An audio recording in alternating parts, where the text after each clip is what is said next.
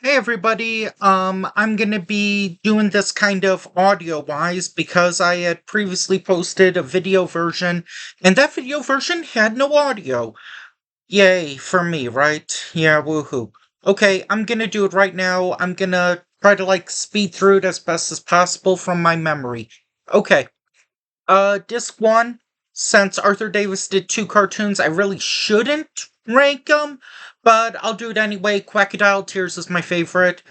Um, I'm not going to do one for Hardaway and Dalton because they only did one. Now, with Chuck Jones, I'm not going to include the double dip, double or mutton for my least favorite, so take that out. My favorite one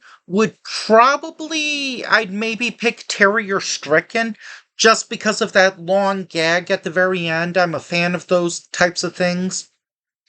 And my least favorite, look, I know it has fans, I know it looks beautiful, but I'm sorry. Goodnight Elmer, I probably rank as the most boring, or as my least favorite Chuck on this set, just because it's just boring. It the first gag in the first 10 seconds of the cartoon are that repeated for the next 6-7 minutes, so that's it. Frizz Freeling. I guess if I were to pick one for my favorite, it would probably be Tweety Circus.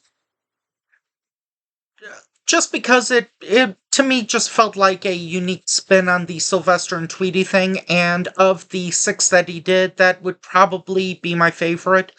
My least favorite, I would say Beauty and the Beast because, yeah, it's in color, but it's not that funny. But I'm not gonna pick that one. I'm gonna pick A Kitty's Kitty. Um, I watched this with my friend, and both of us are cat owners. Both of us just found it mean. It's just like 6 or 7 minutes of Sylvester either being abused by a dog or being abused by this girl, and sometimes both at the same time. So, yeah, I'm gonna probably pick that one for my least favorite frizz. Now, for Robert McKimpson, whew, this is gonna be really tough. I'm sorry, it's to me, it's a tie between Egghead Jr. in Feather Dusted and the one-shot short Easy Peckins. Those two are probably my favorites. I can't decide between them. I might even maybe I'd give the slight if I had to pick one, maybe it would be Easy Peckins, but it's very tight between that and Feather Dusted. And my least favorite, it's not the Dixie Friar, it's A Fox and a Fix. That to me just it didn't seem to really have a point. It's like, yeah, this and I feel like this type of story was used before in or would be used later in other Looney Tunes cartoons, but in like a quick bit. This one, I don't know, maybe it felt a little too thin, stretched out. Now for Tex Avery, my favorite one is probably going to be A Day at the Zoo.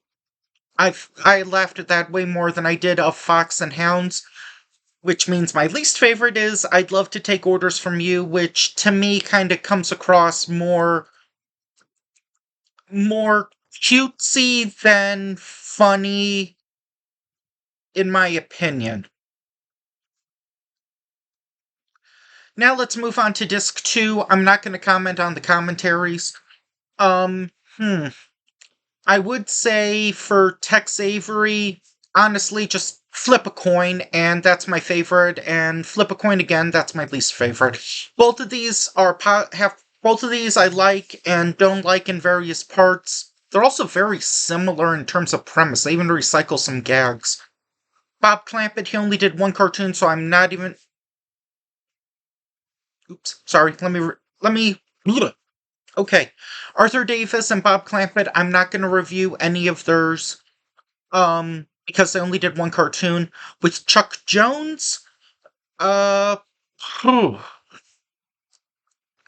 I would probably say, oh, it's a tie my favorite between Zoomin' Board and Daffy Dilly.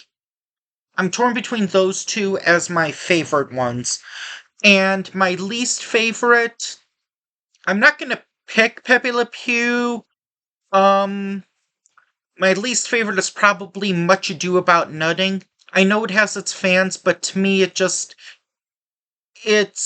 comes across. It does have some gags, but it's more of cutesy, in my opinion, than really funny. And the ending was kind of weird, in my opinion. But anyway, those are mine. Okay, Frizz Freeling. Um, I'm sorry, I have to go with an obvious answer. Rhapsody Rabbit. I'm sorry. It's cliched, I know, but to me, that would probably be my favorite. If I had to pick a second, phew, I would probably pick Hair Trimmed, I guess.